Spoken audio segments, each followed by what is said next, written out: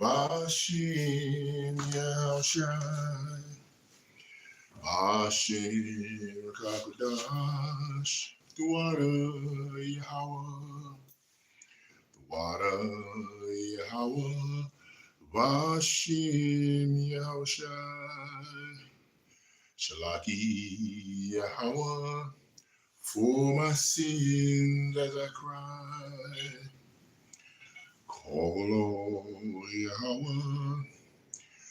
Barakatha all the time. Call Yahweh. Bashim Yahushai. The water Yahweh. For the akim that you supply. Call Yahweh. Bashim Yahushai. Babakasha Yahweh, for your mercy every time. Call Yahweh, Vashim Yahushai. Shalom, shalom. It's your brother Obadiah Hawkanan, and Most High has been working on me, put it on my spirit. As he wells up in my spirit various things that he wishes for me to address. I'm so, grateful and appreciative of what he decides to do with me in the way that he does it. As I said before, I don't get lessons real frequently or real fast or a multitude of them all together at the same time. I don't. I can't understand or answer why that's the case, nor that I really care. As long as the Father's still dealing with me, and as I always say, in praise, worship, and prayer, I don't want him to turn his face from me. Because that's scriptural. If he turns his face from you, there's a reason behind it, and I suffer that not to be the reason at any given point that he would decide to do that to me. And that's very important. So again, always I give all the praise and worship and the prayer and the respect and admiration to the Most High, because he deserves it. And there's no one that could take his glory or use his glory in any way that he does not prefer to offer it. Of course, we're going to start off giving our salutations to all of the elect that are out there, because the Most High has made decisions and choices on who they are and what they will do, what they will perform, and how they will perform. We want to give our utmost respect and admiration to the elders and the elder apostles, specifically the ones who create and bring forth the truth in an accurate fashion. And I've only found that there was one organization that does that, and that's with the Apostle Great Millstone, clearly. Everyone else are forerunners that try to do what they can in terms of how the Most High is using all of his resources. So they definitely get the utmost respect and admiration for their diligency, week in, week out, year in, year out, day in and day out, in terms of doing what's necessary to feed the flock, feed the sheep, as well as giving respect and admiration to the elders and the bishops and those men in the Lord who are out there doing this diligently as much as possible under the consternation and antagonization that they're getting from everything that the Most High is putting out there. So definitely big ups to all of them. Here we are. We're not but a couple of months away from our new year in March.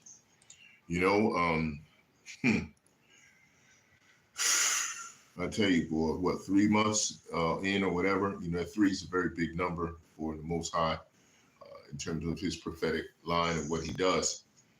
And there's a lot of major I would just say a lot of major moves that are getting ready to happen. I was listening to Apostle Kabar this morning. He was doing a lesson that was very good in terms of are we at that point now in the end? And of course, he went in on some of the individuals who are still scoffing and doing various things in terms of what Sonetta was talking about when he had his little pathetic platform with this particular group of people he had in there speaking things that got clearly the Most High put them up to do. Again, the positional platform that wells up in my spirit from the Most High that he's doing has been clearly talking about the fact that everything that Yahweh, the Father, is pushing forward, his agendas, all of his agendas, all of them are operating in the fashion that is exactly lined up for prophecy and scripture. And the last lesson I did where, you can't kick against the pricks, which means you're not picking up on the clues in terms of what he's doing. Okay, so what do I mean by that? Well, I always say, because this is what he's pushing me to tell you, he controls everything, and he's not getting the disclaimment from his men here in the field at a high level in terms of expressing that he's controlling all sides of everything. We myself including, I do it too from time to time. We have a tendency of saying about our Father, about YAHAWAH'S, not much in terms of how he's controlling all things. We bring out the emphasis of what his creation is doing in the pattern of what the creation is doing. Why we don't see the disparaging difference that it should be in terms of us saying the Most High Yahweh is the one that is moving Esau to do this. The Most High Yahweh is the one that has his son, Yahawashi, puppetizing these other entities, puppetizing these heathens, puppetizing these efforts, these resources, these aspects. We seem to not delineate the difference in teaching when we get passionate about bringing out truth, that all things can't move and nothing can move unless the Most High Yahweh ordains that it be moved through his son and the sources of power that he uses for his resources that he completely controls. We have this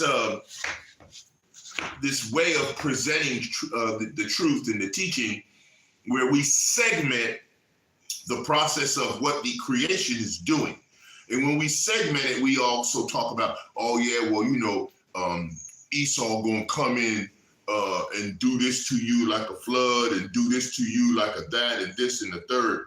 And this is becoming, to me, as I see it, from the truth that's being given to me, a very major problem in terms of the communication. And the reason why I say that, and this is why the Most High gave me this lesson, Yahweh's connection through his Watchmen between 3 a.m. and 5 a.m. And we're going to get into this pretty heavy in terms of as best we can. But if you notice something about the image that Yahweh had me put up, it says, when it talks about, the fact that what we have is the Spirit of the Lord is going to put a standard up, just roughly paraphrasing, right? In terms of what's going to happen, right? So, and when we think about that, we're not concentrating on the fact that Isaiah 92. I want to go there and get this scripture up because I think it's important to talk about it, right? Where my glasses at so I can see. So I can definitely want to be able to see better, right? All right, so when we talk about Isaiah 59, Most High is going to put up a standard when it's time, right? when we know that this standard that's coming up when the enemy shall come in like a flood, that's Isaiah 59:19, right? So let's go there so I can read it, and we can talk about this for a second, because this is what I brought up, you know, and the whole topic and the title and talks about, you know, the confession of wickedness that's happening, the separation from Yahweh from the beginning, because we got a separation going on right now that's clearly evident in terms of the truth, who's bringing the truth, which particular organizations are flirting with it, but not necessarily there, and that becomes a issue, right? And I think that we need to concentrate on that, right? Because when the enemy comes in like a flood, the Spirit of the Lord will lift up a standard against him, right?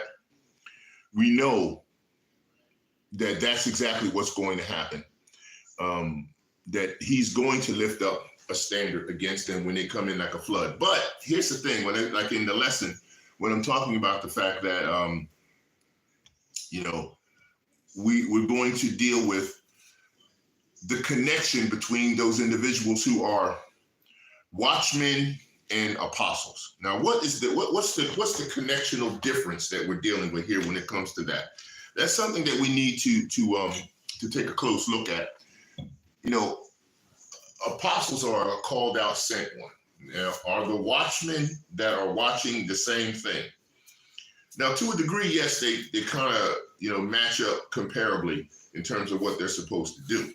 Now, when it talks about the watchman being on the wall, and we're going to go into, of course, that from in Ezekiel, we're going to go and look at Ezekiel chapter 33, 6, 16, 17, as well as, you know, we're going to break out 33, 1 through 20 in terms of Ezekiel. We also are going to talk about Isaiah 60 as well. We're going to bring these scriptures out.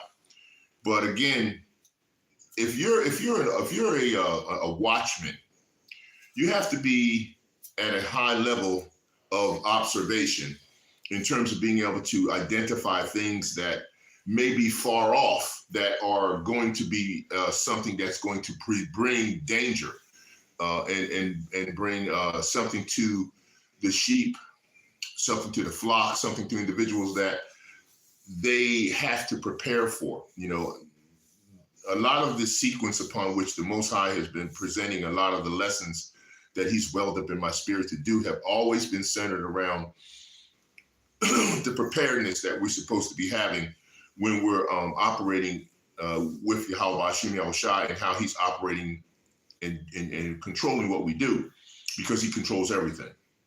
But not to digress too far off of what I was saying in the beginning, we don't see the sovereignty and the omnipotence and the omnipotent power that the Most High Yahweh is using, because it becomes sort of like, how do I put this? It's like you use it. I've said this before. You can't call what he does obvious in terms of the magnitude of how it happens, because we can't put our hand or finger exactly on when it's going to happen, and sometimes not exactly how it's going to happen, but it does fit prophecy in terms of its totality, the way it all comes together. Just because the way we narrate it or put it down does not take away from the effect of it or when it actually does happen.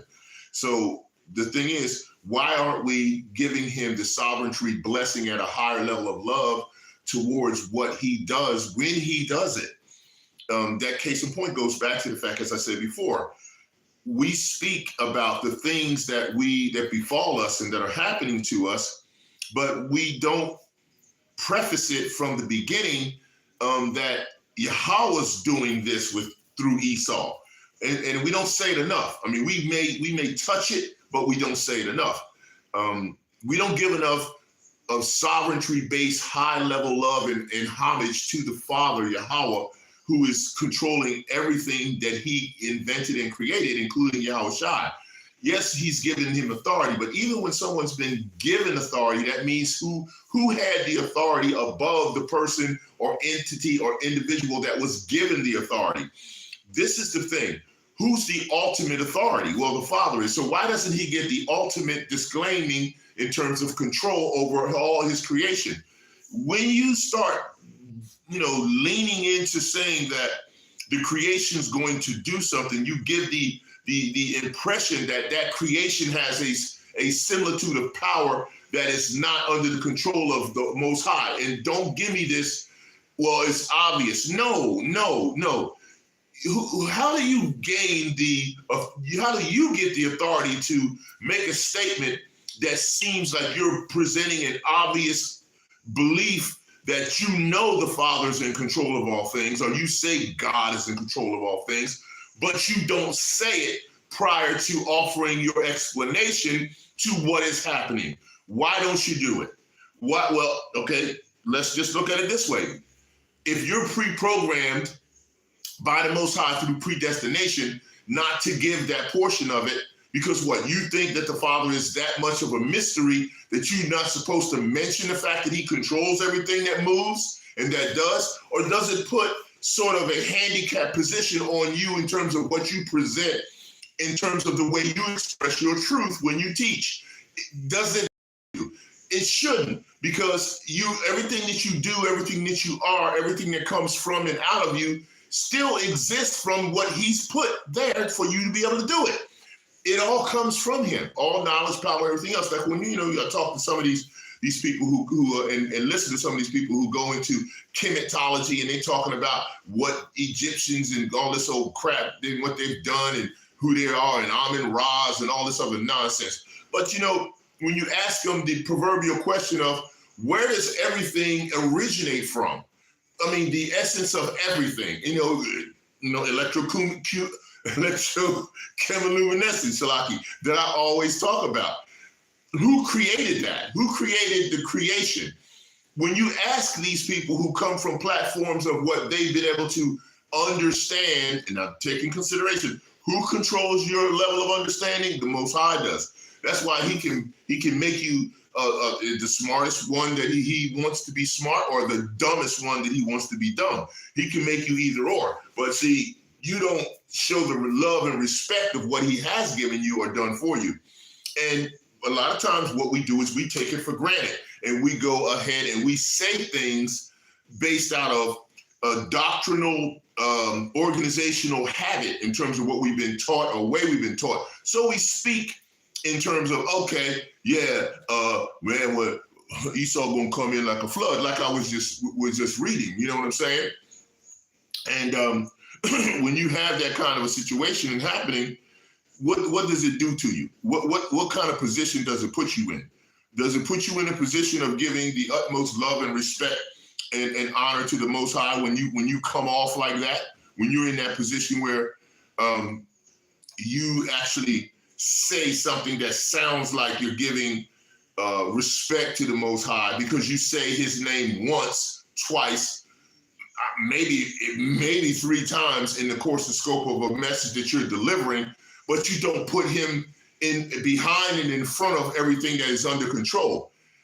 Do we have the right and the authority to speak in such a very close, disrespectful way?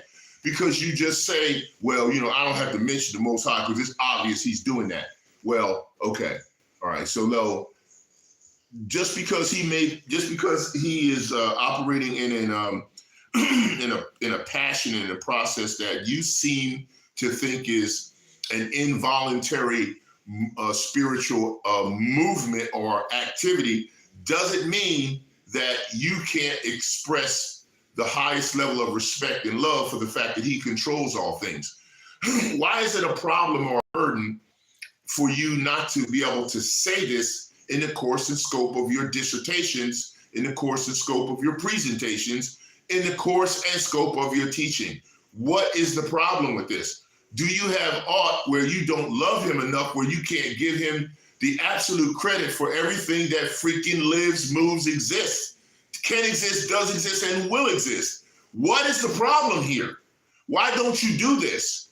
Because see, even when you talk to the sheep, those that are scheduled to wake up, yes, they're going to wake up. Yes, the elect are going to be brought forth in the truth during the period of time that's necessary on this timeline of tribulation we're dealing with. But also in conjunction with the whole presentation, this shouldn't preclude you from saying that he controls every little thing all the time.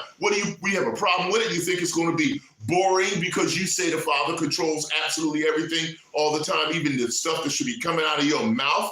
No, it's not a problem. You're not offending him by saying that. And actually, you're giving him the highest level of love and praise you could give him. But what do? Okay, we big up on the bug outs. We big up on Esau. We big up on all the stuff that the Most High controls. We big up on the creation, but we don't big up on the Most High. First thing out your mouth, last thing out your mouth, and everything in between. Now, yeah, we give YAHAWAH'S a lot of credit, which we should, because the Father put him in authority, which is what you are supposed to do. But let me tell you something, okay? And you know this to be true. Everything that exists, can exist, will exist, does exist, and will exist for the future still rests on the foundation of the Most High Yahawah. That's where it all sits. Everything sits on that foundation. All right, all pillars that hold up everything. Okay, the earth, the stars, the moon. Who stretched out the curtain of the universes? The Father did. And then he gave control of the Son to put it in motion. He came up with the design for everything. But what do? We come out of our mouths and we speak on how much the creation is going to affect what happens to us, not only in the flesh, but also what happens prior to going into the new kingdom and whatever and what forth. This to me is very evident in terms of what he's welling up in my spirit to think about and talk about. That's why foundationally, I like to start out with just asking people very strong foundational questions. If you ask them the foundational question, even if they ask you a question first, if you base it off a foundational response, what can be proceeded? What can go over that? This is an automatic concession. They concede because once they agree to foundationally that the Father is in control of absolutely everything that moves because he is beyond creation, then how can they debate you? What is there that you can possibly say back in return once you agree that there is a heavenly Father, Yahawah, there is a creator who is outside of all of that and controls all of that? Because if you say he's not, and if you show he's not in any way in terms of what you bring out your mouth and what you say and how you teach and what you preach, then you're alluding to the fact that he's not all powerful. Now, you may disagree, and you know what? I don't give a flying you know what if you disagree, because it's true. If you do not give him the ultimate credit for everything that's happening on all sides, good, bad, ugly, fat, skinny, you name it, he created it all, and he's controlling it all. And if you say that he isn't in any way capacity, then you don't believe he's all powerful. And guess what? You are done. And you know the word I want to really give you is the F-bomb. But that's not where I'm at this point, because I don't have to. Because the bottom line is that's what's up with you. If you don't know and give that credit. Because see, look, now he's really starting to say, I've really had enough with my people as well as all the rest of the creation he's made. And you can see it happening. And you can see it happening real fast. And so this is why he put on my spirit. I had a dream that hit me pretty hard, and it was crazy. I'm not going to go into major detail about it, but there was a lot of decisions that were being made about people who were put in power by the Most High, puppetized in that capacity, and a lot of people were being pulled in at this particular time, and they were being interrogated to death. Yes, some were let go, some were not. And I was able to observe this situation because I was pulled through the process as well. Now, the thing is, did I make it out or not? Hey, I'm not going into the details on that. Maybe true I didn't, maybe true I did, I don't know, but I'm going to say this much to you. It really shook a lot of the foundation of the information that I've been receiving on a lot lately, okay? When I get dreams, a lot of times I don't talk about it because if I don't have clarity on it or they don't make a whole lot of sense to me in terms of what's going on, I just leave it alone. But I'm gonna just tell you something, man. There's something that's coming that's so big beyond what we're talking about doing, about what we're talking about thinking, about what we're thinking about doing and thinking about talking about. It's something so big. And I heard what Apostle Barr was saying this morning when I was listening to his lesson, but I'll tell you something. This is like the Father does stuff. And when he does it, we never imagine this being done the way that he actually does it. Okay, we think, oh, he's gonna do it this way, but it absolutely fulfills prophecy to the nth degree once he actually gets it done. And let me just talk a little bit about the topic here, and then we're gonna get into some scripture to back up what I'm saying. Of course, Yahawah's communication through his watchmen who sit on that wall and blow the trumpet to let people know when something's happening. And sometimes what's happening is so far off, you can see the dust and the rubble and the smoke coming from what it is, the danger that's coming, but you don't see it yet because it's not within visual perspective that you can actually see it coming right to the wall of protection that the Most High has provided for his people. But you can see far off in the distance. Even a watchman has to have relatively good vision and sight and hindsight to see something and say, okay, this is coming in our direction, it's coming towards us, and it ain't stopping. And it's getting bigger and stronger as it gets further towards us. Now, again, like I said, there was I was listening and watching something on television at one point, and I saw a guy who was talking about some things that brought to my understanding in my life the differences in the sequences between the time that we have these 8 watch hours. Of course, that's in the Bible. We do some research on that as well. The 8 watch hours are important in reference to, when we talk about the individuals, the virgins who had no oil in their lamps or didn't have lamp oil, needed lamp oil, used it up before the time was necessary, where they could not participate in the process of salvation and being delivered from what was coming. And so we have these 8 periods of our watch hour, where watchmen, who are the ultimate observers, of course, are in the process of being on watch. Now, when you think about that in terms of, let's just say, a worker, a person who goes in from a certain period of time, you go in. Some people get up in the morning, they go in from 9 to 5 or 8 to 8 o'clock in the morning till 4 something in the afternoon, and then you have some that come in from 3 o'clock to maybe 7 o'clock, and then you have some that come in from 9 o'clock until the third shift until 11 or whatever. But Esau breaks up his time differently. But the Most High is very easily segmented his hours of watch. And when he talks about his hours of watch, one of the main hours of watch that can talk to who are the ones that could be depicted as the chosen individuals are the ones who are on that last hour of the watch that are awake. So if the Most High is waking you up in the window of 3 a.m. to 5 a.m. all the time throughout your entire life. Now, I know that's kind of like the nature of my job and what I used to do for a living. I don't need to go into great detail, but I had to be at work by 5:30 because of my obligations as a supervisor, and also for the men that were looking for me to be there when they were arriving and have everything ready to go, which means I had to be that level of a watchman. But all my life, I've seemingly had to be waking up early, and that 3 o'clock to 5 o'clock window is about what it is for me, that I wake up and Yahawah Bashim Yahushua is speaking to my spirit. Okay, so let's remember. Okay, so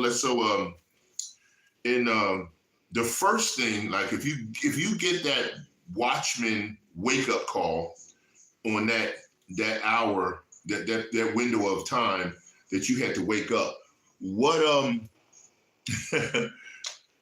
you experiencing? I know what I'm experiencing, but I mean I'll elaborate on this when we talk a little bit more. So when you think about waking up at that period of time, you probably reflecting on something that the Most High spoke to you about, or he woke you up, right? I'm going to go to Job for a minute. Go to Job chapter 33. All right, let's go there because I want to talk from that position. And I want to talk from 14. Go to 33, Job 33, and start at 14. And it reads, "For Yahweh speaketh once, yea, twice, yet man perceiveth it not." Now, just for a minute, that can talk in reference to how we get communication, because the Most High speaks to us through dreams and visions, right? Those that he's talking to in that manner, and then others as well. And we perceiveth it not, because that meaning that a lot of times we can't interpret, or we did not interpret the dream or the vision or the communication that we got from the Most High at that particular time, right? And then 15 says, "In a dream, in a vision of the night, when deep sleep falleth upon men, in slumberings upon the bed, then he openeth the ears of men and sealeth their instruction." Okay? All right, why? 17, "That he may withdraw man from his purpose and hide pride from man. He keepeth back his soul from the pit and his life from perishing by the sword." So when you're a watchman, this is a stamp, the prelude of a stamp of your job description, okay? Right here, which I find to be very enigmatic in terms of what I actually have been experiencing, because of having the dreams and the things that I have in him, putting me in a position to be a servant observer, I guess you call a singing servant observer to the praise, worship, and prayer of YAHAWAH'S. This is sort of what I experience on a regular basis, okay, and have been for a long time. Even before I was pulled completely into the understanding of the truth at the level that I am, I had these types of attributes and this enigmatic type activity happening to me, and I didn't even realize what it was, but I was still going through it. So that's the part of it. It's enigmatic to me. But I'm saying, if you look at this, when he said here, "He openeth the ears of men and sealeth their instruction," he's giving you some information that's kind of built around the direct, predestinated process that you being awakened to, that you're supposed to be responsible for doing and dealing with, right? And it says here, 17, "that he may withdraw man from his purpose and hide pride from man." So you can kind of start to see the difference between those that people talk about, that they feel like they have a calling, okay? So they may be called, but they are not necessarily chosen because they don't fulfill the attributes of the whole process that the Most High uses in terms of when he decides to open the ears of men and sealeth their instruction. Because if he can open your ears from a call, but you may not get sealed for the instruction. What do you mean by sealed for the instruction? Meaning you don't deviate and go off and start teaching some other doctrine or start calling some other name that isn't the Father, that you don't actually, let me go further, that you don't actually give him the praise, worship, and prayer and the homage to him for controlling everything by what? When he sealeth their instruction, that means they're going to always say the Most High controls all things, and he controls these puppets that he's pushing, which belong to him. He's told you many times, when you have a prayer that says, "Protect me from the wicked, Yahweh, my Father, which is thy sword," roughly paraphrased. So if the wicked is his sword, we know the righteous is his sword. So if you wish to be protected by it, you have to understand he's in control of all things. So if you're not sealed with the instruction to know that, then therefore why? Then you might just be called, but you're not sealed with the instruction in order to not deviate from giving the Father the highest level of praise that he's supposed to get at all times for everything he's doing, whether you like it or not, whether it's good, bad, whether you bugged out or not bugged out, he's covering it all. As I've always told you to, he's always told me to say, and I'm gonna continue to say it till the day I'm no longer here. Okay? So, and again, going back saying here, then he openeth the ears of men. Which men? The men that he chose that are going to be able to receive this. Not everybody. Okay? Not for everyone. And not for every Hebrew Israelite awake. And not for every 1/3. And not for every person who claims to be this, that, and the third. You don't have to claim it if you show it in terms of what he does with you. You don't have to claim a title. You don't have to claim a position if it is shown through what he's doing with you. Real clear. Okay? All right. And it says here, all right. In a dream, in a vision of the night, when deep sleep falls upon men, he's in slumbering upon the bed is when he seals you. It says in 17, that he may withdraw man from his purpose and hide pride from him. So when he withdraws you from your purpose, okay? Okay, it says here, that's very important. We're not going to walk past this part. It says, then he may withdraw man from his purpose. Now, is he talking about your purpose or his purpose? Which his is it? Is it both? Does it allude to that? Let's read. He may withdraw man from his purpose and hide pride from men. Okay, so if he says hide pride from men, he could be talking about the purpose that he's withdrawing you from, okay, is not necessarily you going off because he controls all things, but your understanding of what your purpose should be. Like I've always said many times before you got here in the spirit world, you had a meeting with the Most High's presence, Father, YAHAWAH'S, and the angels when you were given a mission that you agreed upon doing by coming here. I don't know how many times that you would be doing this mission, coming back through regeneration to fulfill the mission, but that's a prerogative that only the Most High knows. But during that particular time, your purpose for him, and whether or not you were prideful about it or not pride, but he said hide pride from men. So men who would perform this purpose, who are sealed, the pride is not going to overshadow the work in terms of what they have to do. If your pride is overshadowing the work from the Most High YAHAWAH'S that you already were predestined to do, you were preordained to do, if your pride shows up in front of that, then maybe you're just called and you're really not chosen in that manner to do that particular work. You may just be what we call in studio activity a prop. Maybe you're a prop. Maybe you're background. Maybe you're just an individual that is called to be be observed in the scene, but not be the one that's providing what's necessary for the scene to operate. That could be the case. I don't know. I'm just going off of what instructions that the Father sealeth in me, okay? I don't know, but pride is not a front runner in terms of what I try to do for the Most High, because I don't control anything. He controls it all. So if I can just be driven in the way where he pushes me and programs me to give him praise, worship, and prayer. Hey, like I always say, if I can get in the kingdom of heaven and I'm a janitor cleaning toilets or whatever else, if we have to even use that, I'm good. I ain't worried about it. Just if I can get in, I'm not hungry for a position. No, I'm just hungry for praise for the Most High and praise him as best I can.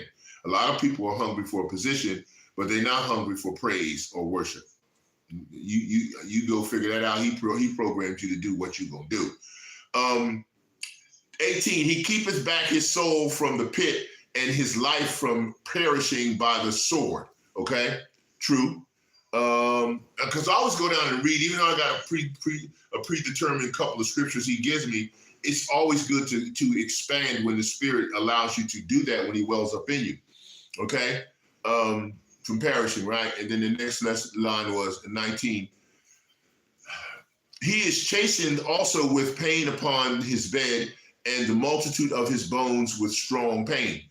Now, to me, when I realized that situation, I realized the different things that we deal with in terms of the thorn in our sides when we do this work for the Most High. The thorns in our side when we do this work for the Most High, that could be another lesson. Who knows? But the point is, it's very apparent that that's the way it's going to be, so that his life abhorreth bread and his soul dainty meat. So why will we be able to get dainty meat and witness some similitude of comfort in the process of the pain? Can we witness comfort in the process of the pain? That's very important. I mean, think about it.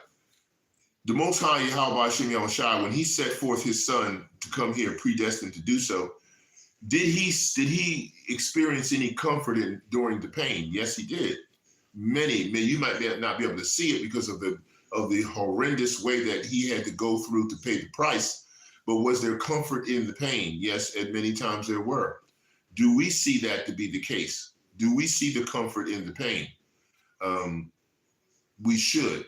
And when I say see the comfort in it, is that what will befall us after we go through it? What is the driving force that helps you through the power of YAHAWAH'S in terms of what he actually has predestined us to do to be able to fight through the pain and get to where the comfort is? This is a mission of practicing the righteous acts in Judges chapter 5:11.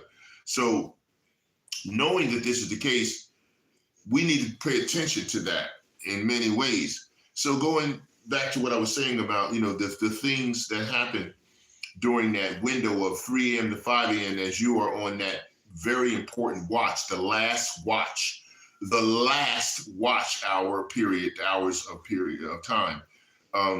First thing you need to do is you need to remember your last dream, right? And you need to pray about it. You need to worship, give some praise, worship, and praise, worship, and prayer, and pray about it. Okay, is it that order? You could pray about it and give some praise and some worship, or pray about it, give some worship and some prayer. It's not, I'm not stagnating the process of the sequence in a certain manner as long as you're doing all three. If you want to pray first and then praise, then worship, fine. If you want to pray first and then worship and praise afterwards, fine. If you want to praise, pray, and worship, look, I'm not going to get hung up because he doesn't tell me to do so on the method of how you put it together in terms of that three sequence of what he's looking for as a higher love, but it's that you do it. Okay, so that's important in terms of remembering your last dream and performing the giving the respect back to the Father through those three tiers of love: praise, worship, and prayer. Number two, you have to meditate. You have to. Why meditate? You got to meditate on what it is. What is a meditation? It's a very deep thought, a very deep process of tuning out everything else except for what it is that the Father is trying to give you information. This will retrieve the information later for you to put it into operation, in terms of in the spirit, as far as receiving what you got and then taking the opportunity when the Father gives you that meditation to be able to reflect on it in a way where you can actually apply it, which is a lot of what we don't do. That's why we kind of come out our mouths and say that the creation's doing things when in essence, nothing's doing anything without the Father in total control of it. So that's number two. You have to, number one, of course, as I said, you have to remember the dream and you have to pray, worship and pray about it, and then meditate on it so you can retrieve information so that you now know how to operate to get started in that manner. And then, of course, the third thing is you have to make declarations in reference to this, right?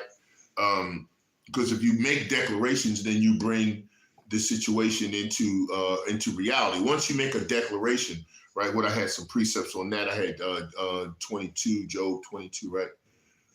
What did I have? 22, 28, was it? What? Let's see. Yep. That's right. Job 22:20. Job chapter 22 and verse 28, which it says here. Well, see, this is what, like I said, when he gives me something, I always look at the scripture, the scripture above it as well as below it. Okay, I'll go at 26. For then, Shalaki. Oh, see, I could go up. That whole Job 22 is just, it's just awesome, man. All of it, man. That talks about, of course, that thou shalt lay up gold and dust and the gold of Ophir as the stones of the brooks. Remember, he talks about a man being better than the gold Ophir. But let me go at 20. Let me start here. 25. Yea, the Almighty shall be thy defense, and thou shalt have plenty of silver. Right? Okay. And it says here 26. For then shall thou have thy delight in the Almighty, and shall lift up thy face unto Yahweh. 27, and thou shalt make thy prayer unto him, and he shall hear thee, and thou shalt pay thy vows. How do you pay thy vows? To that love that you give him. 28, this is one. Thou shalt also decree a thing, and it shall be established unto thee, and the light shall shine upon thy ways. I'll read that again. Thou shalt thou shalt also decree a thing, and it shall be established unto thee, and the light shall shine upon thy ways. When men are cast down, then thou shalt say, there is lifting up, and he shall save the humble person. Why the humble person? Because they're not putting anything before the Most High Yahweh. He shall deliver the islands of the innocent, and it is delivered by the pureness of thine hands. 28, like I said, thou shalt decree a thing, and it shall be established unto thee, and the light shall shine upon thy ways. So the third thing, of course, is you have to decree that, right? And once you make a decree, you're giving life. The Father's allowing life to become a part of what you experienced in that time period of that watch hour, where from 3 to 5, you actually were giving information that you need to get it locked in, and you need to have it sealed, and you need to be able to get ready to move on it in a way where it can be effective for the purpose that he's given it to you, right? What's this one? All right. So what happens is what? The Spirit of the Lord comes upon you, right? Let's read it. Luke 4, Luke chapter 4 and verse 18. Go to Luke. Of course, this is YAHAWAH'S. We're talking about, everyone always uses this, of course, in terms of the gospel, which is what it's about. The Most High's truth that has to be brought forward. Luke 4 and 18, the Spirit of the Lord is upon me, because he hath anointed me to preach the gospel to the poor. He hath set me to heal the brokenhearted, to preach deliverance and to the captives, and recovering of sight to the blind, to set at liberty them that are bruised, all right? So you have to preach the acceptable year of YAHAWAH'S that the Father sent. Now, again, as I continue to go forward with this, and of course, we can go to Isaiah 60 and 1 to back up that and so forth, which we probably will. But when you are to give this other information that's more anointed than what is given that you see, that puts you in a position to be more than just someone called. You're responsible for what's being sealed in you to deliver. And that's something that a lot of us, including myself from time to time, we lose focus on. Because why? It's very difficult for us to walk in the Spirit all the time, because it's not practiced and it's not taught. And in order to be able to do that, we would have to be in the new covenant, and we're not there yet. We may be at the door, but we're not in it. Okay, so to walk in the Spirit all the time, because he hath anointed us to preach the gospel to the poor, and which is us, and every facet of the portion that has us degraded is all on us at this point in time, because we were held with the most responsibility and we did the least with the most responsibility. So now we are in a position to try to earn back through understanding the clues that the Father's given us to be able to recapture our responsibility. But again, this is also something that is predestined. So there's only so much you can do in reference to that. Picking up the clues is a big start in the right direction. Okay. So when you're in that window of that period of time as a watchman, and your Yahawah's connection, through his watchman between that 3 a.m. and that 5 a.m. period, when you're awakened and you wake up, you walk around, you had a dream, you're trying to remember it. You don't know whether you should say it, talk about it or not. You just try to say, what are you going to do? What are you going to say? How do you translate it? You have to wait sometimes for more information to come in. Sometimes you get a little bit, when it's really what we would consider a crazy dream to how we are made by the Most High, we kind of get a little bit nervous about going back to sleep.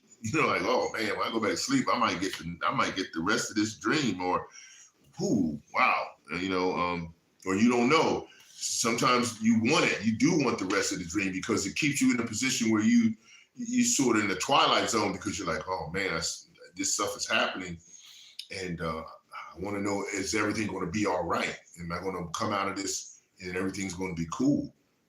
Your eyes are kind of open to what could be the next stage of this situation. He's got me at a point where something really humongous is coming, and man, I'm terrified of the fact that it is, but I don't have any directives on what to do about it at just yet. I really don't. So I'm kind of going off of what directives he's given me already, and I'm kind of living off of doing that. But I don't know what the next one is yet until I get the next half of this dream or whatever. If he decides to do it, he may not decide to give me any more of it, but he might. I don't know. So we're gonna see what happens. But just being the person who's going to be a watchman is right now is good enough for me. This is good enough for me. But in the line of saying that, let's break out into this and let's talk about it a little bit. Let's go to Ezekiel. And let's go to 33, because I told you we would, so let's do that. All right. So we're going to go to Ezekiel 33. Now, I'm gonna go first directly to a couple of precepts that present that information. Going to 16 through 21, and then I'm gonna go to Ezekiel 3, and I'm gonna go to 16 through 17. So let's do 33 first, and then we'll bounce back to 3. All right, so let's go 16 to, 21, I believe it is.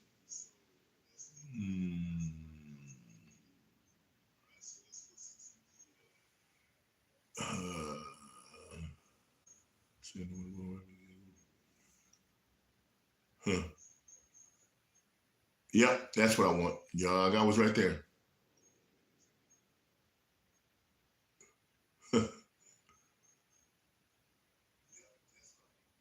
Yep.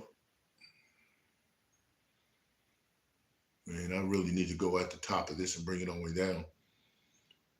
But yeah, I will, because it's going to be more beneficial if I do it that way. Just because he gave it to me that way. I don't know, maybe I just reversed it when I put it down here. But I'll start at 33 at the top. Go with me. Again, the word of Yahawah came unto me, saying, Son of man, speak to the children of thy people and say unto them, right?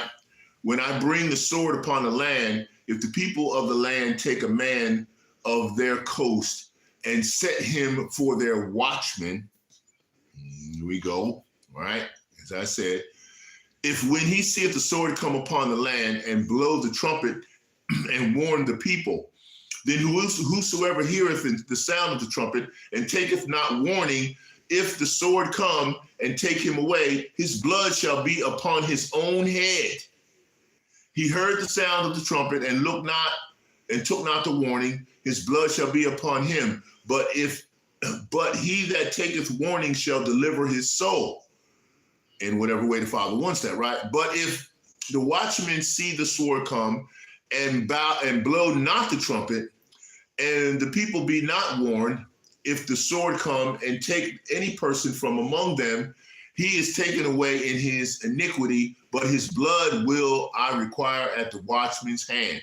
So a lot of people take this as the point where we need to chastise the individuals that are doing things wrong based on our perception of the truth that we've been exposed to, and then we give that perception of the truth in a percentage of understanding and accuracy that we believe we have above and above what they have, or over and above what they think they understand. Now, to me, this is a bit presumptuous due to the fact that if you go foundationally from the Most High, okay, he controls all things. So let's look at the fact that if we were to say, we're blowing the trumpet because we see the danger coming, right? And then we warn the individuals, all of who can hear this, meaning, let's look at the lineup. We have heathens that may hear you blowing the trumpet when you're out on the highways and byways. Let's just use that as somewhat of an example. All right. You have the unicorn of information when you're blowing the trumpet, that any and everyone can hear this, that can pay attention to this, because a lot of people now have the ability to look at everything that's happening on the internet, so to speak, right? So you have the dichotomy of the heathens, the 2/3, the 1/3, and the elect. And so they're all hearing this warning. If their eyes and ears are open, mainly, their ears are open to, and their eyes as well, to what the Most High has you delivering to the truth, the offering of the truth that you're bringing. Now, if you stand in a position where you believe that you're a watchman or an apostle or whomever, and you're doing this work in that manner. Now, follow where I'm going now. I'm not saying you're wrong. I'm not judging you on what you do. I'm presenting what the Father says, present as his singing servant observer. And I guess if I'm a watchman, I am that. I don't know. I don't qualify. And I don't stamp myself with any title, because I'm just a servant. I don't play that, because to me, that's the best position to be in, and I think it's a position I'll accept, because whatever the Father decides to do with me, he's done it. Again, not to digress, you're delivering this information so that the blood is not on your hands. But let me talk to you from what the Father's given me about foundational truth. Foundational truth is also still, and I'm going to stand on it, he controls everything that's happening. So what does this do to your presentation when he's doing everything? Now, you think about this for a minute. Let it, like I said in let it just say like in number 2 of the Watchman's code of understanding, when he's going through, like I said before, right? You're going to remember the last dream you had, meditate on this, okay? And then make a declaration. So first and foremost, remembering the dream is information that's being passed by the Father that you're supposed to give as truth, right? If it fits and falls in line with scripture and prophecy. If it falls in line with scripture and prophecy from your dream, you're giving that as a form of delivering some truth. And then you are to meditate on it. So what I just said about foundational truth is a meditation point for you. You meditate on the fact that he controls all things. This is his what? Declaration. He controls absolutely everything. So if he's got people that are losing their goddamn mind, they're bugged out, he's bugged them out. Right. So when you present your truth, are you judged? Are you in a position to judge whether or not this person is going to receive and change in front of your face while you give them the truth that hits so hard?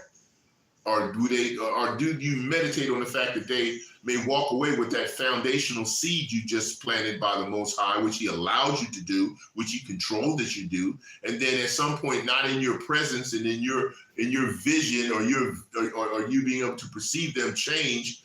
How about if they changed and then the blood isn't on your hands? Because just as well as they changed, He may not want them to change. Think about it. He may not want them to receive that. You don't get to make the decision on whether they receive it or not. So you can't really determine if the blood is off your hands. The only way the blood is really determined off your hands is in you giving and following what? Directions and being obedient to giving the information. You don't get to choose whether the blood's off your hands yet because you don't know that. You may have given information to someone and they've been rolled off their back like water off a duck's back, and it don't do anything because the Most High didn't want them to perceive it at that time. So the only portion of the blood being away from your hands is the fact that you did your job in just giving the information. That's all you got. That's all you get because you don't have any power to make it happen any way other than that. Same thing for the vice versa in terms of if you don't give the information, then what happens? Your disobedience puts you in a position where now your blood can be counted against you for disobedience just as much. So if you go after some people because they're all bugged out because the Most High bugged them out, and you believe that you perceive that you're giving them a message that's doing what? That's cleansing the blood from your hand and putting them in a position where they have to make a decision that has already been determined about them. If you really want to go from foundational truth, why are you concerned about how the outcome is? Why are you concerned? Why do you get bugged out on the outcome of what happens with people who the Most High bugged out?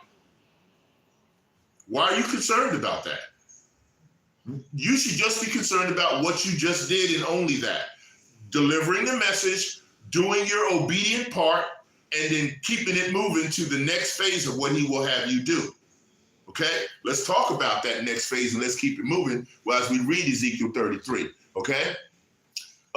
7. So thou, O son of man, I have set thee a watchman unto the house of Israel.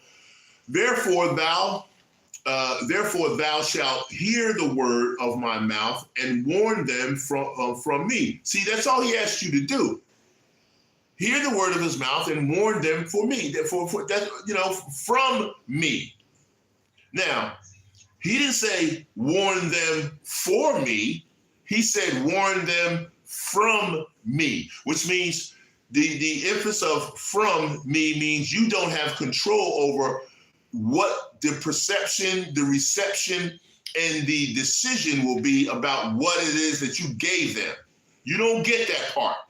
He didn't say for me, He said from Him, okay? When I say unto the wicked, O wicked man, thou shalt surely die, if thou doest not speak to warn the wicked from his way, right? In other words, if you don't at least speak it from his way, that wicked man shall die in his iniquity, but his blood will I require at thine hand. Okay, why is He requiring the blood? Because you're supposed to just do your job. Just tell them. Now, this falls in line with, right, with the fact that I've always said, if He's telling you that this is what you have to do, it breeds preparedness all over it, in front of it and behind it. You have to get prepared to give the message. You also have to be prepared to accept what happens if they don't take it. And you have to be prepared to go to the next phase of what happens when everything is activated on both sides. The acceptance of it, the non-acceptance of it, and your participation. That's why preparedness is built all through this. But what is it that we trying to fall short on a lot of times? We think in terms of our position of we've already arrived because we've adhered to a few things.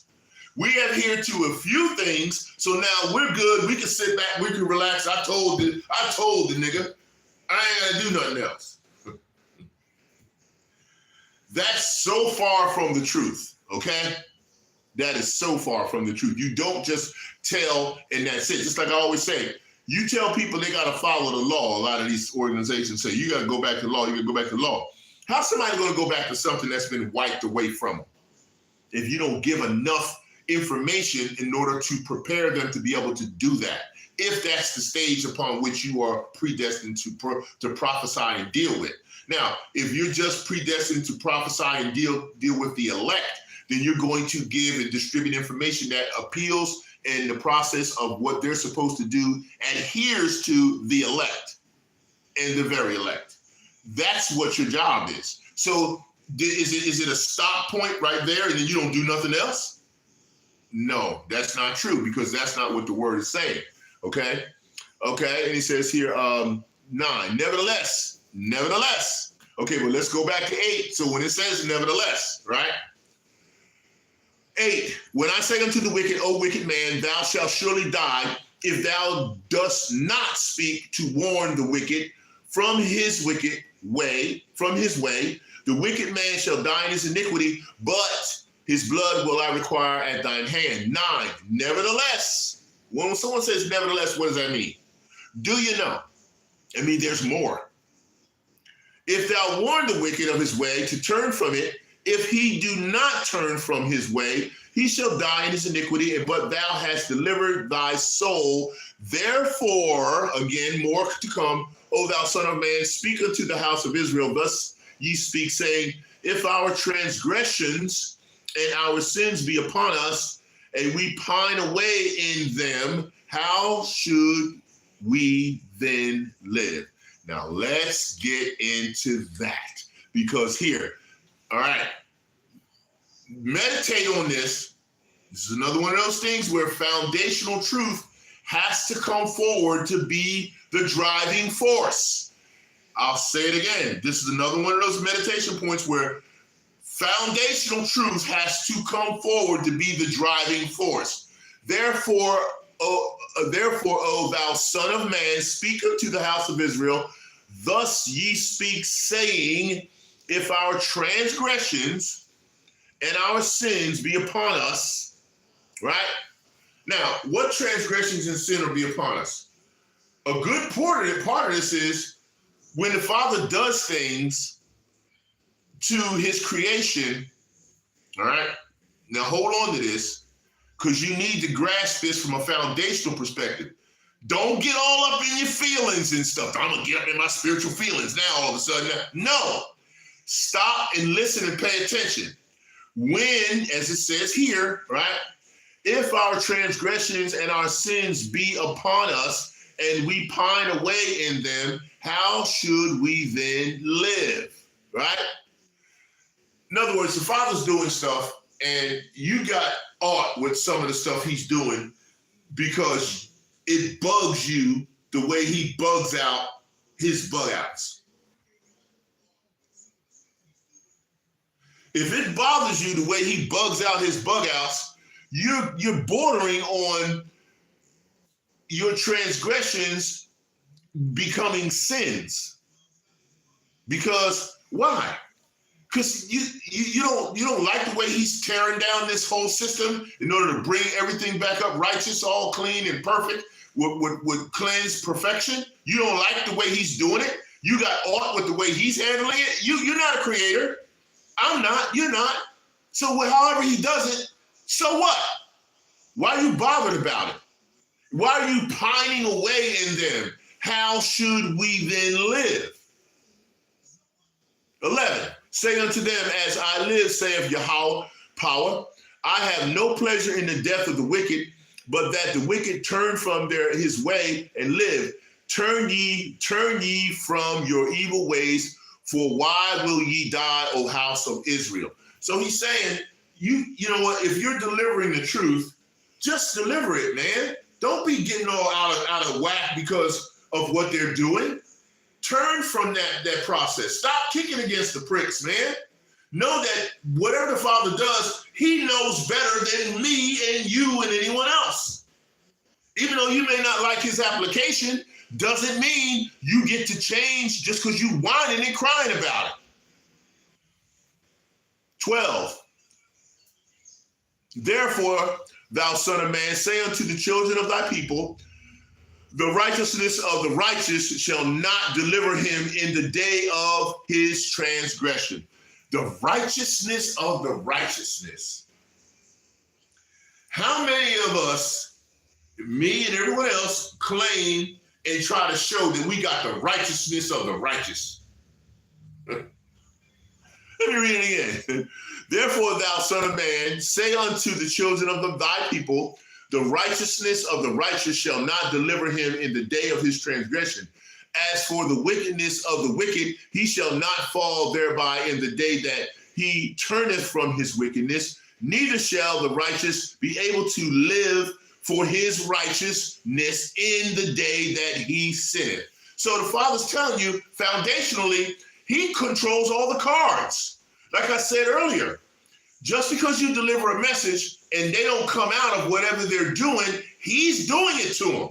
So just because they don't come out of whatever they're doing, what you consider to be wickedness in your presence, in terms of what he's already told you to do and deliver, doesn't mean that they're not going to make it. No, he just told you. You don't know that. I tell you, we don't have that kind of power. We don't have any power. So therefore, as he said here, okay, let's take it from the righteousness of the righteous shall not deliver him in the day of his transgression. As for the wickedness of the wicked, he shall not fall thereby in the day that he turneth from the wickedness. See, you don't know when he's going to turn away from it, or if he does or he doesn't. That's not your job. You ain't saving nobody. Neither shall the righteous be able to live for his righteousness in the day that he sinneth.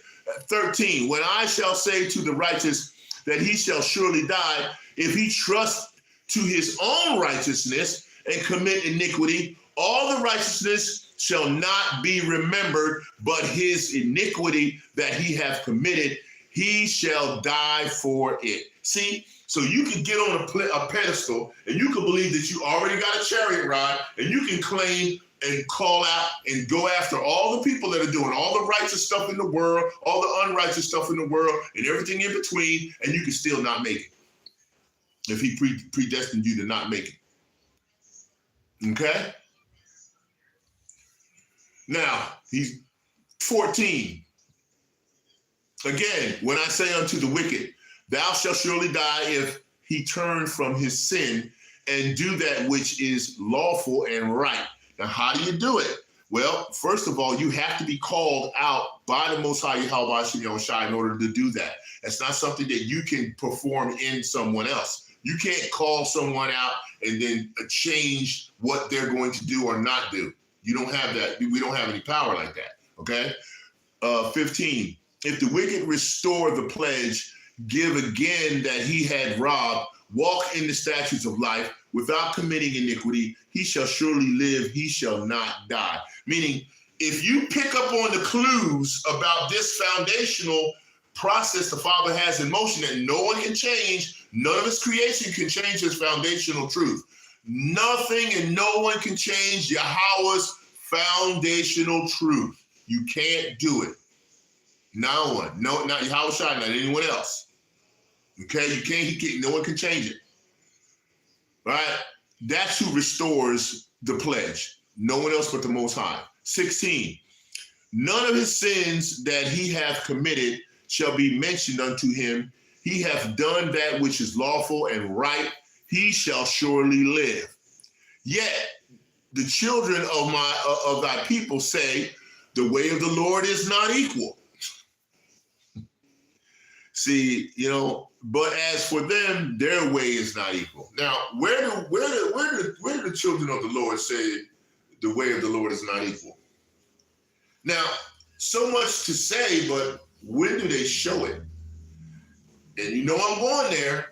If you complain and you go off and you get bugged out over what the Most High is doing with his creation, no matter what level they are, heathen, 2/3, 1/3, or very elect, 144, if you all have any complaints about how he's breaking this system down, about how he's shutting everything down, and then yet you are the children of thy people that's saying the way of the Lord is not equal, because you're showing it.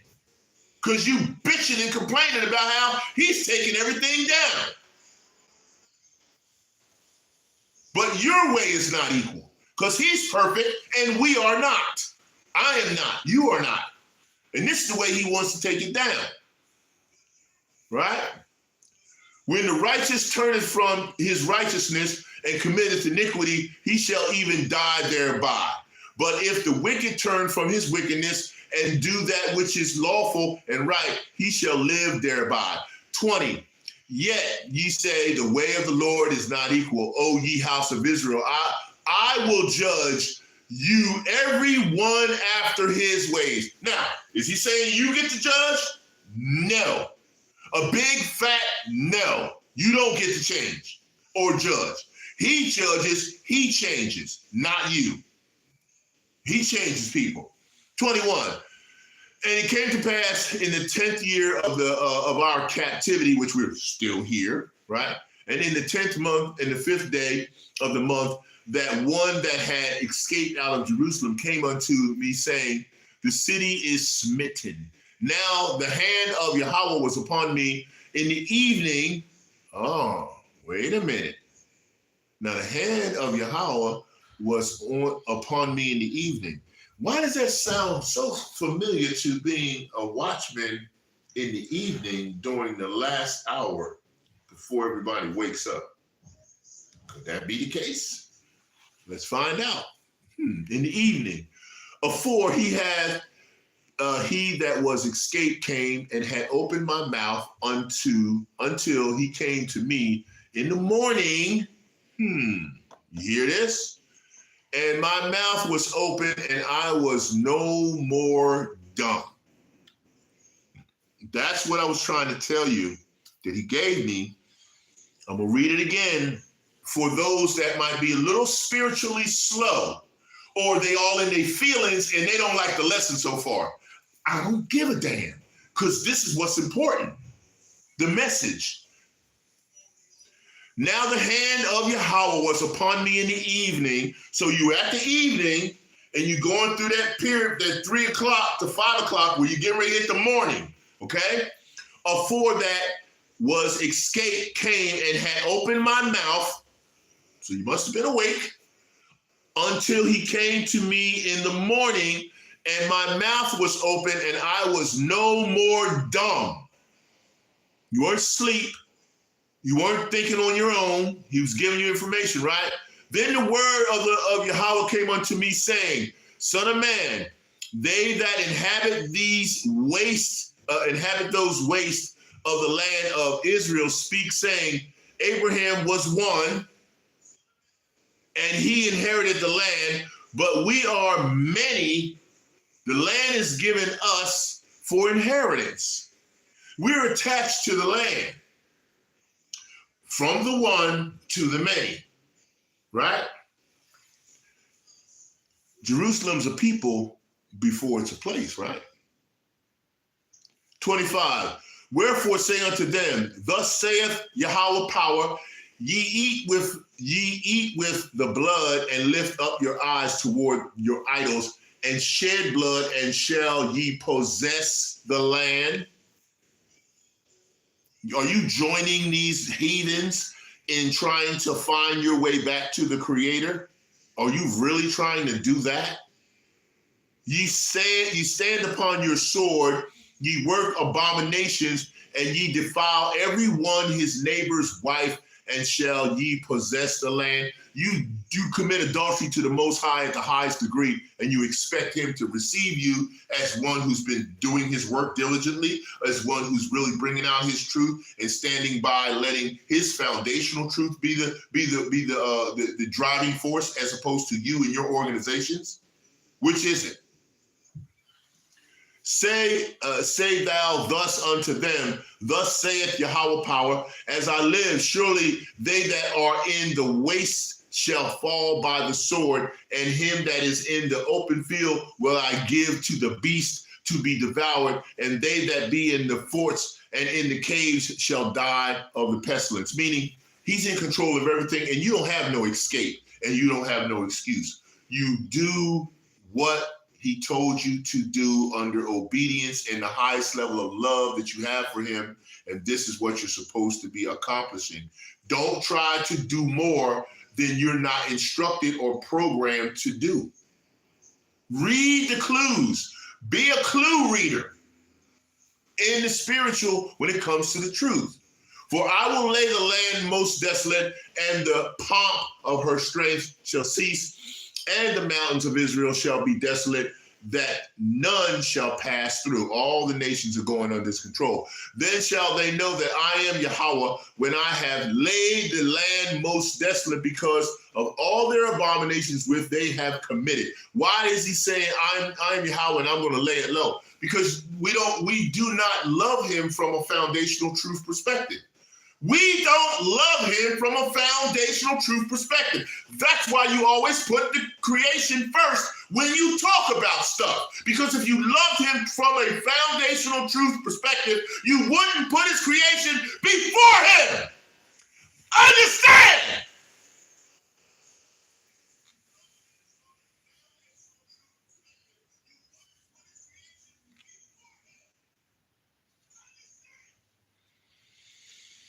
Also, thou son of man, the children of thy people still are talking against thee by the walls and in the doors of the houses. And this is what the watchmen hear.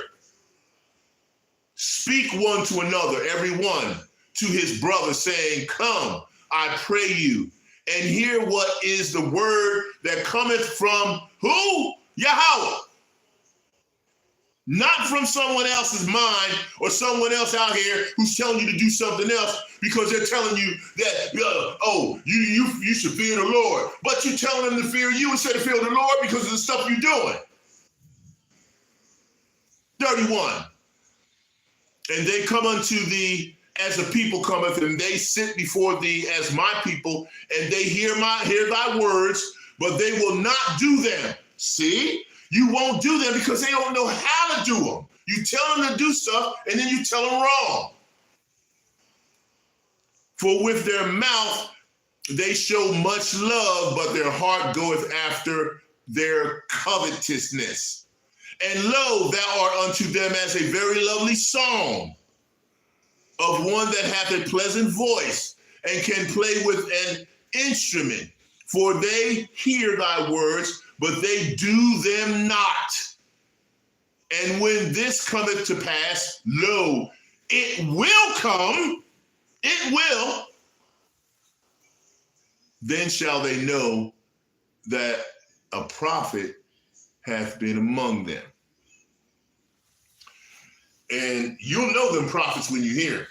I said, I'll know them when I hear them, when they really go foundational truth for the Most High. Then I know I'm dealing with someone who the Most High sent as a prophet. When I hear foundational truth that's humble, not boasting up anybody else in the world, no man, no organization, when they're just giving total love to the Most High and they're bringing foundational truth, I know a prophet has come.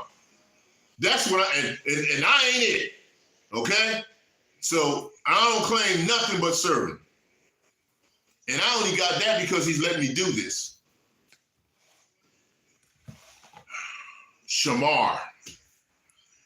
Understand what that is. Look it up. All right, I'm going to Isaiah 60, and we're getting ready to soon wrap this up. We got a few more precepts we're going to pull, and then this is going to come to an end because that's what the Most High decided he wanted to do. All right, so you bear with it or not. All right. We're going to Isaiah. I mean, hey, look, like I said, I don't have no control. I have no control over nothing. I'm just doing what the Most High had me do, and that's the way it goes. We're gonna go to Isaiah 60. You know it.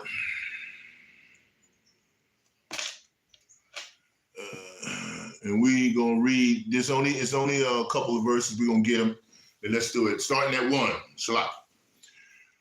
Arise, shine, for thy light is come, and the glory of Yahweh is risen upon thee. That's important. See, this is where foundational truth, we can talk about this, right? For behold, the darkness shall come the darkness shall cover the earth, and gross darkness the people, but Yahweh shall arise upon thee, and the glory shall be seen upon thee. And the Gentiles shall come to thy light, and kings to the brightness of thy rising.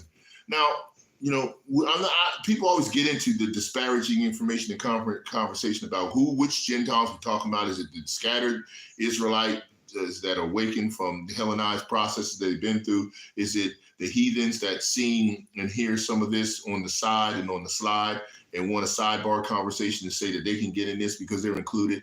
Is it any of this and that and third? No, the book is completely for the Hebrew Israelites, and it's all being derived and pushed by my Father, the Most High Yahweh, in terms of how he breaks down the management of the process through his son, and it's just for the children of Israel at this time in this fallen state that will soon become the sons and daughters of Yahweh, okay? It ain't for nobody else, so don't give me that, all right? I'm not talking any kind of universal inclusion. It's not there, all right? Okay, moving on, all right? 4, lift up thy eyes round about and see. All they gather to themselves together. They come to thee, thy son shall come from far, and thy daughter shall be nursed at thy side. Then thou shalt see and flow together. Then thou shalt see and flow together. Then, and only then thou shalt see and flow together. Are you flowing together now? No, you're not. Which means he's going to be doing these things to people. Stop complaining about it. Again, around and through it. How do you go around it? You continue to read and teach and meditate and praise, worship, and pray so that you can come up through it. Okay?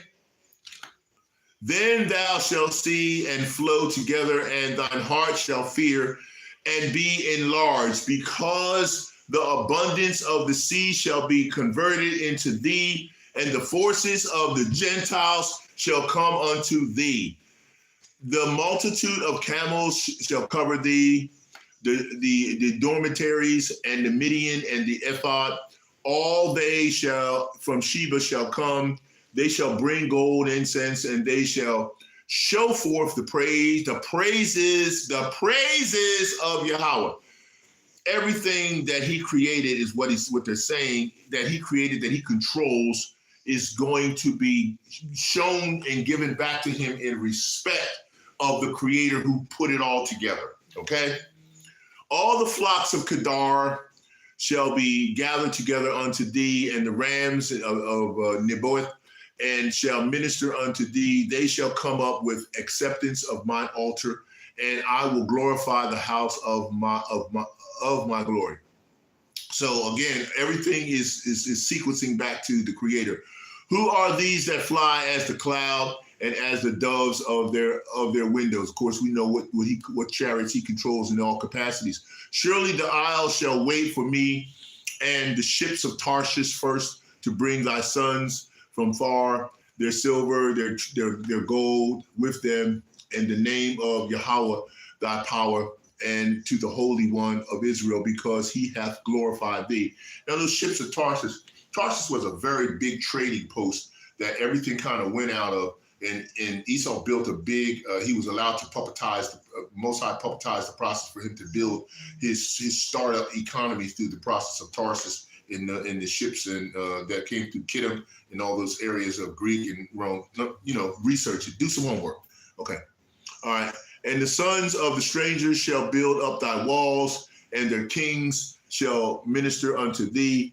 For in my wrath I smote thee, but in my favor I have had mercy on thee.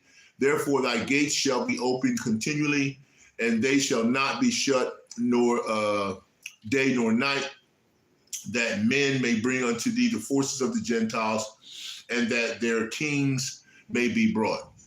For the nation and kingdom that will not serve thee shall perish, yea, those nations shall be utterly wasted. See, the Most High is not going to tolerate any nonsense, and this is along the line of what, when I had this dream, and this what he gave me as a scripture to meditate on and ponder on. But then, of course, there were more scriptures that came, so just wanted to make that inference. Okay. And the glory of Lebanon shall come upon thee, and the fir tree and the pine tree, and these are the types of trees that are season that don't go away per season. Whether it's summer or winter, fall, they're always green, always fruitful, always healthy. Foundational truth, leaning on foundational truth that cannot go away. Pick up the metaphors, pick up the inference, pick up the clues, please. Okay, say it again. And the glory of Lebanon, Lebanon being the people in the area, right? That's us, shall come unto thee. And the fir tree, which is a tree that, all year round, these devils try to make it a daggone worship process.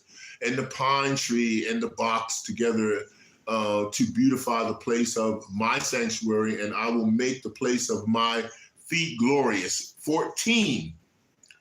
The sons also of them that afflicted thee shall come bending unto thee, and all they that despise thee shall bow themselves down to the soles of thy feet, and they shall call thee the city of Yahweh, the Zion of the Holy One of Israel. Now, why are they bowing down? Now, we see some organizations trying to get these devils, man, these puppetized devils to do this. This is not something that they should be doing at this particular time, because this is not in place with the new covenant and the new kingdom. And the presence of them bowing down and doing this and bringing the forces of everything they're bringing to the Most High, and those that they're in a position to do this for, they're doing it not just to you, but they're doing it to the power that is given to all of the kingdom of heaven at this particular time. That is a righteous kingdom, and they have no recourse but to pay homage to this level of power that the Father controls. You're only getting power and given power through humility that will be respected by these individuals that are going to be subservient to you. It's not something you can just wield and do whatever the hell you want to do with it. You're going to be under strict control when any power is given to the kingdom of heaven and to any individuals functioning in the government. You will be under control. You will not willy-nilly and do whatever you want and go just do whatever you want. Everything will be done decently and in order. And if you think you're going to do something that you think is decent, but it don't fit into the order of the kingdom, you ain't going to be able to do it. So get off your high horse. Whereas thou hast been forsaken and hated, so that no man went through thee, I will make thee an eternal excellency, a joy of many generations. See, he's controlling the power. Thou shalt also suck the milk of the Gentiles and shalt of the Gentiles, and shalt suck the breast of kings, and thou shalt know that I, Yahweh, am thy Savior and thy Redeemer, the mighty one of Jacob, not the world and not anyone else. For brass I will bring gold, and for iron I will bring silver, and for wood, brass, and for stones, iron. I will also make thy officers peace, and thy exactors righteous. So everything's going to be done decently in order and balanced. Total cleansed and purified balance. Total cleansed and purified balance. Violence shall no more be heard in thy land, wasting nor destruction within thy borders. But thou shalt call thy walls salvation and thy gates praise. That's why watchmen are on the wall doing the work as a watchman should do, and distributing the information to the prophets so that they can go ahead and give it to the people down in the on the ground, in the temple area, and all those areas that are covered by YAHAWAH'S and Yahushua. Okay? While they're up on the wall protecting and getting that information. Okay? The sun shall be no more thy light by day, neither the brightness shall the moon give right unto thee, but Yahweh shall be unto thee an everlasting light, and thy power thy glory. Thy sun shall no more go down, neither shall thy moon withdraw itself, for Yahweh shall be thine everlasting light, and the days of thy mourning shall be ended. Thy power also shall be all righteous. They shall inherit the land forever, the branches of my planting, the work of my hands, that I may be glorified. Who's glorified? Man you work for, people you deal with, people you love? No, the Most High. Okay? A little one shall become 1,000, and a small one, a strong nation. I, Yahweh, will hasten it in his time. So, and he didn't say exactly how he's going to do it. All right? And just because it's done this way here, in this fallen state, on this earthly plane, doesn't mean it's going to be done the same way when we got in the kingdom. We don't have that information yet. We can speculate, but you can prostulate, but you can't definitely give the information as pertinent and permanent because you don't have total receipts on it. Let's let him do it the way he decides to do it. Okay? All right, I got a few more precepts I want to hit, and then we're going to be able to end this, and we can move forward, okay? I'm going to go to Numbers. Go with me. Chapter 3, and I want verse 21, 3:21, and it reads, of Gershon was the family of yep, that's right, yeah. Gershon was the family of the Libanites, and the family of the Shimeites. These are the families of the Gershonites. Look up who they are. Look up who they are. Do some work. All right? I do this on purpose because it's just so that you can get information and go find out what, because it all pertains to the lesson. All right? Again, this is bringing down that information that's necessary to support the Watchmen and the types of people who were in this work. Ezekiel 44, and I'm at 14, and it reads, but I will make them keepers of the charge of the house for all the service thereof and for all that shall be done therein. Okay? Now, this is also talking in terms of the ordinances of the Levites. Now, see, the Levites, you know who they are. They're the lawgivers, so they were like watchmen. Because the Levites were the ones who, they got to judge, they're doing the discernment in terms of how things break down, in terms of who violates what laws and how the laws are violated. And you don't turn that to your own judgment. You turn it to what the Most High set up as far as his judgment is concerned, okay? That's important to do that. We tend to lean unto our own understanding, and that's why the Most High said that. So we got to pay attention to that, right? Okay, the next place I'm going was Ezekiel, 2 Kings 12, and I was reading verse 10. And it was so when they saw that there was much money in the chest that the king's scribe and the high priest came up and they put up in bags and told the money that was found in the house of Yahweh. So again, Jeconiah, the priest, took a chest and he bored a hole in the lid of it and set it beside an altar on the right side of one of the, as one cometh into the house of the Lord. And the priest that kept the door put therein all the money that was brought into the house of Yahweh. And you notice that this is something that a lot of these wacky-tackies and these other individuals, they try to take off on this and make it such that they believe that the tithes were something that was supposed to be done in this way. You've been seeing some of these churches have a box where people come in and before you leave and before you go out, before you come in, you can put something in that box and money with a hole in it. They use that. They use it wrong, but they use that, okay? All right, what else did I have? What was it, 22? I did that one. What was it? Ephesians 4? Yeah, I believe it was. I'm going to Ephesians, and it's Ephesians chapter 4. And I had what? 4:11 to 15. I always love this one. And he gave some apostles and some prophets and some evangelists and some pastors and some teachers for the perfecting of the saints, for the work in the ministry, for the edifying of the body of Hamashiach, till we all come in the unity of the faith, foundation, the truth, and the knowledge of the Son of Yahweh, unto a perfect man, unto the measure of the statute of the fullness of Hamashiach, right?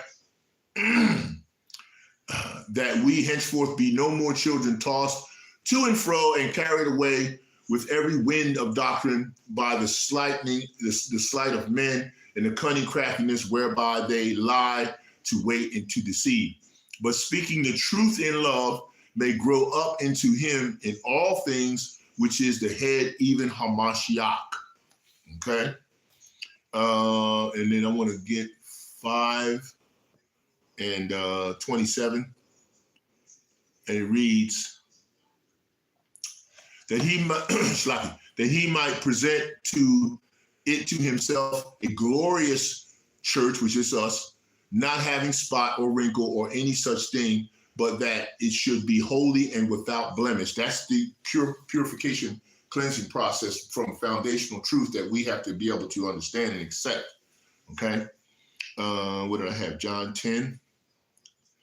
John 10. And John 10 and 3. To him the porter openeth, and the sheep hear his voice, and he calleth his own sheep by name and leadeth them out. In other words, the Mashiach is letting you know right off the bat, he is, it's a parable of course, of the good shepherd. And so he's leading his sheep in the direction it's supposed to go, which still comes from foundational truth. That's why it should be debatable when you deal with these people who come up to you out when they come out on the street. Most High sent these bug outs. Don't worry about it. They're part of the process. But just work around and then through it, and then go and keep it moving.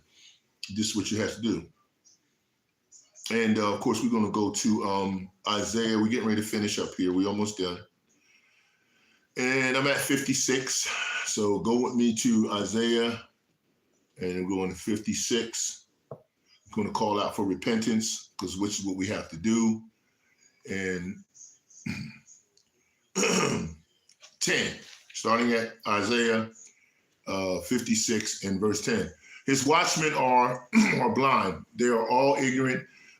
They are all dumb dogs. They cannot bark, sleeping, lying down, loving to slumber.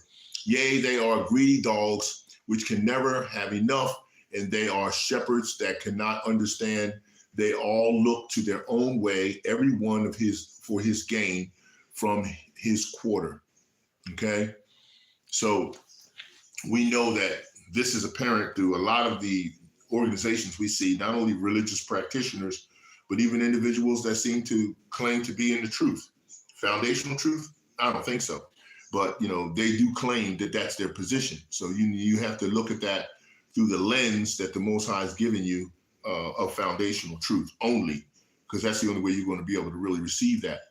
Where was I at? 21. I wanted to hit Isaiah 21. We're almost there, so just bear with me. Okay, and I'm at 11 through 12. All right, the burden of Dumath, he calleth to me out of Seir. Watchmen, what of the night? Question. Watchmen, what of the night? Right? And the watchman said, the morning cometh, and also the night. If ye will inquire ye, and return, come. The burden upon Arabia in the forest. Right, yeah, that's right. The Arabian forest, in the forest of Arabia shall ye lodge, O ye traveling companies in Dedam. So the Most High is saying to these watchmen, are you seeing what you're supposed to be seeing? Are you questioning what's right? Are you being able to discern judgment that he gives you from his mindset, not yours? This is important, okay? From here, we're going to hit, let's see, I got Psalms. Okay, where am I at? Yeah, Psalms. I had 130, 127. Let's see, 30.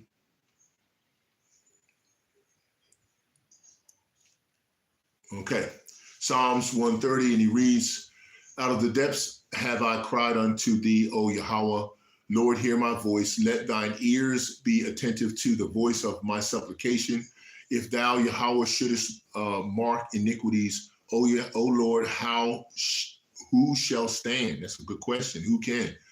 But there is forgiveness with thee, and thou mayest be feared, loved at the highest level you can. I wait for Yahweh, my soul doeth wait. And In his word do I hope. My soul waiteth for the Lord. Before then they that watch for the morning, I say more than they that watch for the evening. You hear that? Read that one again. My soul waiteth for Yahweh more than they that watch for the morning. I say more than they that watch for the morning, right? Let Israel hope in Yahweh, for with Yahweh there is mercy, and with him is plenteous redemption. And he shall redeem Israel from all his iniquities, right? 127, Psalms 127. All right. Except Yahweh build a house, they labor in vain that build it. Except Yahweh keep the city, the watchman waketh but in vain. Read it again. Except Yahweh build a house, they labor in vain. All right. Except Yahweh keep the city, the watchman waketh but in vain. It is vain for you to rise up early, to sit up late, to eat bread of sorrows, for so he giveth his beloved sheep. Lo, children are a heritage of Yahweh, and the fruit of the womb is his reward. As arrows are in the hand of the mighty man, so are children of the youth. Happy is the man that hath his quiver full of them. They shall not be ashamed, but they shall speak with the enemies in the gate. All right. Almost done, y'all. Bear with me. Okay, we're going to finish off here with John 13:7, and that will preclude the lesson for the day. John chapter 13 and 7, and it reads, Yahushua answered and said unto him, what I do knowest not now, but thou shalt know hereafter. Hello, Yahweh, Bashin Yahushua, Bashin Rekakudas, Water Yahweh, Bashin Yahushua, Shalaki Yahweh, for my sins as I cry.